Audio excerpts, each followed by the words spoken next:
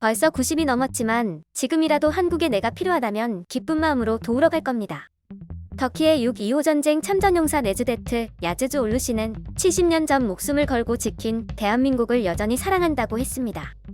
6.25 전쟁 70주년을 사흘 앞둔 22일, 전화로 그의 이야기를 들었습니다. 애초 대면 인터뷰를 계획했지만 감염증 확산 탓에 소화기를 통해 목소리를 들어야 했습니다.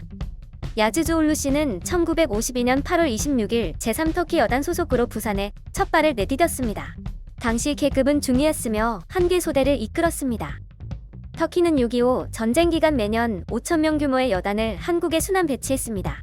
제3터키 여단은 세 번째로 한국에 투입된 부대이자 마지막으로 한국에서 실전을 치른 부대입니다. 야즈주 올루 중위가 한국에 도착했을 당시 전선은 휴전을 앞두고 한치의 땅이라도 더 차지하기 위해 피로 피를 씻는 고지전이 펼쳐지고 있었습니다. 휴전을 2달 앞둔 1953년 5월 28일 야즈주 올루 중위는 현재의 판문점 인근인 베가스 전투에 참전했습니다. 저녁에 연대장님이 나를 불렀어요. 상황이 너무 심각하다. 베가스 고지가 7번이나 주인이 바뀌었다. 만약 적이 전방을 뚫게 되면 미군과 영국군이 포위될 수 있다라고 하더니 나를 포함해 33명을 전방으로 보냈어요. 후크고지에서는 1952년 10월부터 1953년 7월까지 총 4차례의 고지전이 펼쳐졌습니다. 제4차 후크고지 전투는 6.25 전쟁의 마지막 전투이기도 합니다. 베가스 고지와 우리가 있던 곳은 1km 정도 떨어져 있었어요. 33명을 이끌고 400m 정도 갔을 때 이미 한 명은 전사하고 한 명은 부상했어요. 사방에서 날아드는 총알을 뚫고 전진했죠. 그때 어딘가에서 날아온 총알에 옆구리를 맞았습니다. 야즈주 올루 중위는 방탄조끼 덕분에 목숨을 건지긴 했지만 결국 후방의 병원으로 이송됐습니다. 그는 정말 죽을 뻔했다며 당시를 회고했습니다. 정전협정 체결 후 1953년 8월 터키로 돌아왔고 55년 만인 2008년 다시 한국을 방문했을 때의 기억을 잊을 수 없다고 합니다.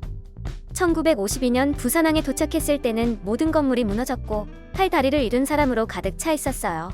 아이들은 우리에게 먹을 것을 달라고 했죠. 그런데 다시 찾은 한국은 너무 많이 발전해 있었어요. 믿을 수가 없을 정도였죠.